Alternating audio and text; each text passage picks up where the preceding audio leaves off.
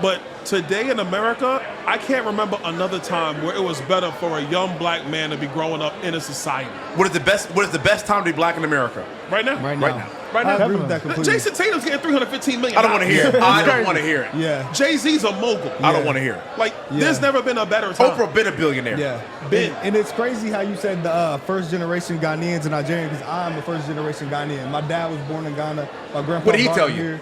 Oh. I just never I never even heard of this mentality until I got older. Like I was taught if you work hard, you gonna get what you work You for. work hard.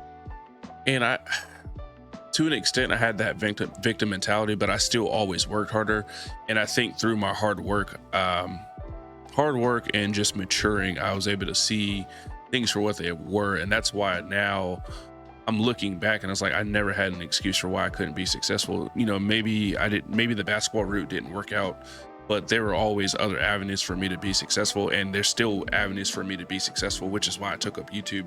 It's become one of my latest passions, and I'm pursuing it like full head first. That's why I'm trying to pump out content daily.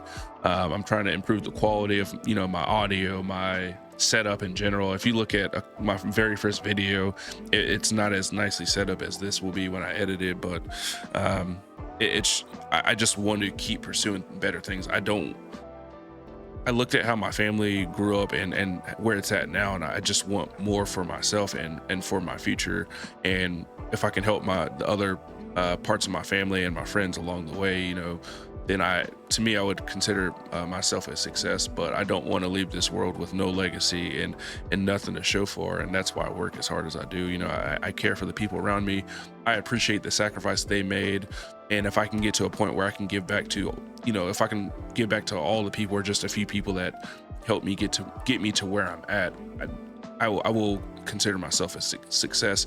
But, you know, I'm still putting in the hard work, and I've done things that a lot of people in my family haven't, so I would still consider myself successful. But I want to leave an actual legacy behind, and I don't want to be I just don't want to leave here and not knowing that I didn't give it my all to be the best that I could be. Get it. Yeah. You work hard and you get it. That's what it is. Yeah. Actually, I don't know. It was a guy from Virginia. He actually was just on Tucker Carlson's show. He said it was the triangle effect. He has a book. He said he was like named like top 61 in the world or something like that. He said it was like the preacher, the politician, well, back then. And I forgot the last one. And I was like, yeah, that's definitely what it is, because that feeds to the parents and that comes back to the kid. Yeah. Now he thinks he's a victim. Yeah. But my question is, man, we react to a lot of political content, and I just can't get over people saying that Republicans are spitting Nazi rhetoric. I just can't get over that. Where is that coming from? That is insane.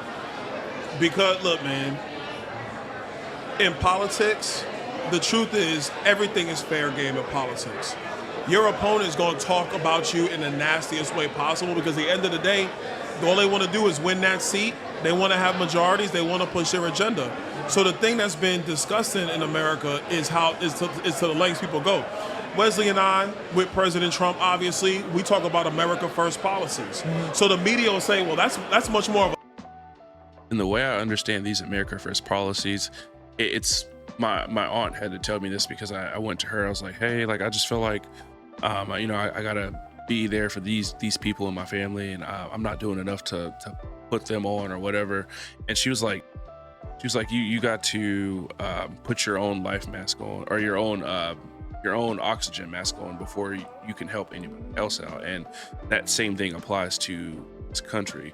We can't help out these various groups or these things that aren't a priority. We can't invest in those things until we make sure that our primary focus and our primary needs are being met first. And this has to be across the board. And I know this is a country where we're talking about like going and getting it yourself and all that, but there are things we can do to make sure that everybody here has those opportunities and equal opportunities, without forcing the DEI and without forcing affirmative action and all these things that kind of lower the standard. There's just things that we can do when we put America first that helps everybody out, and then we can focus on these other little things that we focus on. But when you put those other things first and it doesn't benefit the entire country, then we are where we're at now, where people are struggling to pay for gas. They're struggling to pay for groceries. I just bought groceries today and I spent $100 and I feel like I barely bought anything. And it kind of blew my mind. And it just goes to show that this country's in a bad place economically, which is going to affect, different aspects of society. Of a nationally focused policy. So are you a nationalist? And then they do the stupid thing. They translate, oh, so if you're a nationalist, does that mean that you agreed with the Third Reich? Nah, bro, that's stupid. I'm not trying to persecute anybody. I'm not trying to eviscerate anybody from the face of the earth. But what I will say is, what I want out of my government and what I want out of our leaders is to make sure you take care of first things first. And that's taking care of stuff at home before you start thinking about somebody else. My mom always told me, you better take care of your business first before you worry about anybody else's. Put your mask on If first. that's how you raise kids, that's how you do stuff in your home, isn't that how we should do things for a country? Agree. But these people, they will lie, they will gaslight, they will twist words, they will listen. And that is truly a shame that they are willing to go that far just to maintain their seat in office, because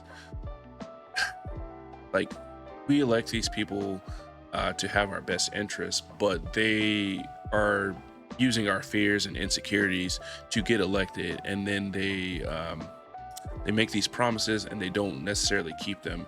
But they always, whenever it's time for re-election, they come back and hone in on these things that tug at our hearts so that they get re-elected and they become career politicians. And I'm not saying there's necessarily anything wrong with that, but when you're a career politician and you have nothing to show for, you didn't do anything to help benefit the American people as a whole. It's like, so like, what did you do that whole time that you were in office? And how did you help Americans as a whole? Right, this whole thing, you brought it up. I'm not even gonna say the word because it's like saying Beetlejuice for me right now.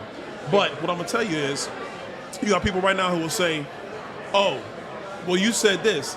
They will argue for what you didn't say to try to cause divisions amongst people. Yeah. That's how diabolical these people are, which is why it requires the public to be. And I've seen like CNN do that. I've seen Joy Reid use tactics like that. I've seen, I think who else is on there, but they essentially so say you give your point on something and you didn't mention a certain community group that's protected or disenfranchised group, then they're like, oh, so you don't care about the black community, you don't care about this community, you don't care about this community. And it's like, no, he's not saying that. He's saying he's looking at everybody as a whole and how we can take care of everybody as a whole. And locked in on their politics. Because Plato said it. This ain't even America. Plato said, a people who are not educated in their politics will be ruled by their inferiors. If you're not educated in your politics, you're going to have some dumb people running the country. And then scratch your head being like, why are things so bad? That's insane. Yeah. Saying that Trump is Adolf Hitler? They'll do whatever. And they twist what you're talking about, the situation.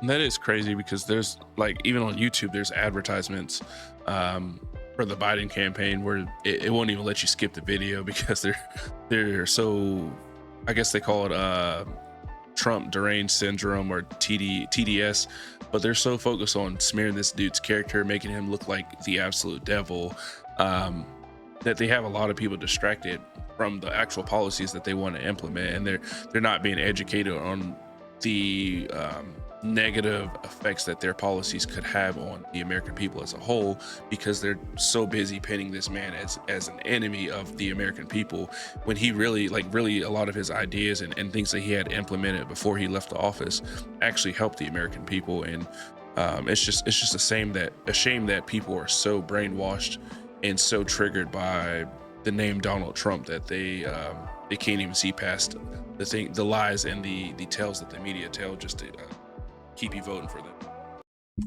They twisted your words so bad because we did a video on that, and it was clear the point you were making with the marriage thing. Like, that was the point we were making. Black people should be married more now than when we were oppressed. And to give some background on what he's talking about, Byron Donalds was he was sitting down doing a talk with some folks, and he made a comment that I'll see if I can clip it in here. But things that's actually happening in our culture, which you're now starting to see in our politics, is the reinvigoration of black families with younger black men and black women. And that is also helping to breed the revival of a black middle class in America. You see, during Jim Crow, the black family was together. During Jim Crow, more black people were not just conservative, because black people always have been conservative minded, but more black people voted conservatively. And then But he made a comment that the black family was more together during the Jim Crow era. He didn't use the Jim Crow era to highlight anything good about it. As far as the events that took place, he was just saying he was using it to reference a time period. And during that time period, black families had to stick together despite being persecuted against and being segregated, and dealing with the policies and the laws that were intended to target them and leave them marginalized. And he was never saying that it was a great time to be alive. He was just saying that the black family was together, and if we could bring, he said that now we're seeing the black family become more together, and they're building a generational legacy, and that's how it used to be. And he was just saying that this is a positive thing because it gets us back on the right track. And of course they took his words and ran with it, and then spun the story and had people believing that he wished that Jim Crow was back and that the Jim Crow times and the laws were back. And I was like, how did you get A from B? So I mean, look, look, you and I had mutual friends. People say you're a straight shooter. We may disagree on politics. I'm giving you the benefit of the doubt. But look, you were born in Brooklyn. You went down into the South, went to Florida State. You have an interracial marriage. You're the congressman of a district that's not a black district. I mean, how can you even live with yourself acting like Jim Crow was a good era or better era for blacks? What happened to you? Okay, that's real cute. That's real cute. I did not say that. And I'm not going to sit here and insinuate that against you, because right now you're lying about what I said. I did say Jim Crow. I did reference it 3 times. That's not to say that it was better. I never said that. Those words never came out of my mouth. When are you going to get that through your skull and everybody else's skull? I never said that. And the difference between me and a lot of other Republicans, I'm not going to sit what you here. said. I'm You not going to said sit it here was and be better lied for on. us. How is it less? That doesn't make sense. It's a culture problem. Yeah. It's not the white man holding us down. It's not was that the Jim point. Crow was good back then. Exactly. No, It's that's like not we what were able we're to saying. overcome that. That's not then, what we're saying. But now We had a it's- family unit back then, Exactly. and how can we get back to that piece of it? Exactly. Not go back, not get my time it machine, was and go so back to easy Jim Crow. understand. I thought it was too Man, much that's to Al me. Sharpton stuff. Yeah, He just did a no. video on him. That actually, I was watching it. I was getting upset Yeah, he was watching very that. mad. I He was was really genuinely mad. He was- upset he got a because I'm problem. like, he's trying to twist bro words. And I know they deal with this probably all the time, but I was upset as well because I was like, dude, especially Al Sharpton. I never see Al Sharpton show up. He always shows up when a black or white cop kills a black kid, but I never see him in the hood where we're killing our own people every day. But then he thinks he has the audacity to kind of challenge Byron Donald's words when he clearly didn't mean the words weren't intended in the way that they were interpreting it. And it's just like, dude, like either you're that slow or you're pushing some type of agenda and you're choosing not to see what he meant by the comments that he made. Actually, he just came out. I don't know if it was on CNN. It was somewhere.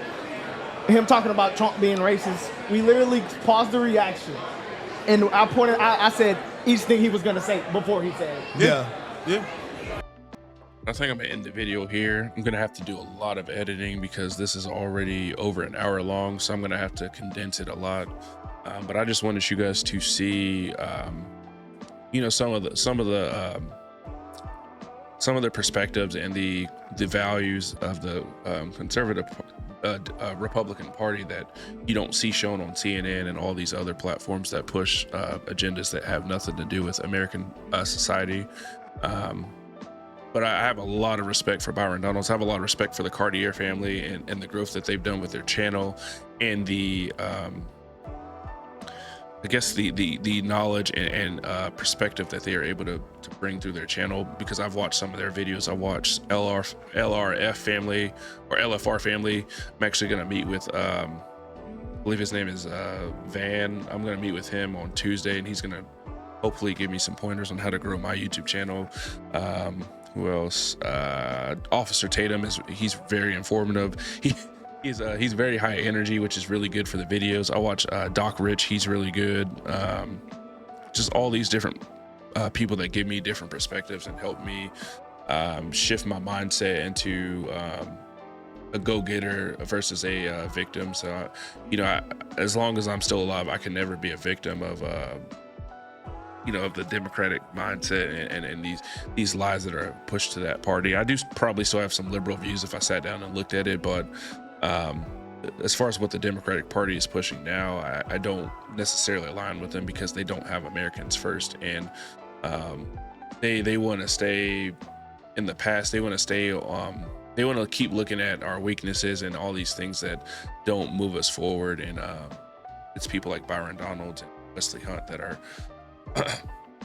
pushing the wave in a different direction. And I appreciate these gentlemen for being as outspoken as they are and willing to fight on behalf of people that don't know. They don't know what they're voting for, and they don't know that the values that they're voting for don't align with who they are as a person or the values that they should have. So, but as always, wake up and choose greatness, and I'll see you guys on the next video. Please drop a like the video and drop a comment in the down below and let me know what you would like to see next. And if this video is informative, or if you have any arguments or any type of feedback that might be contrary or perspectives that are different from what was displayed in this video. But again, I'm just trying to help spread some positive information. I do encourage you to go do your own research. I don't want to say that everything they said was gospel. Go do your own research and see what aligns with you. But worst case, you got a different perspective and you either agree or disagree with points in my commentary. But wake up and choose greatness, and I'll see you on the next video.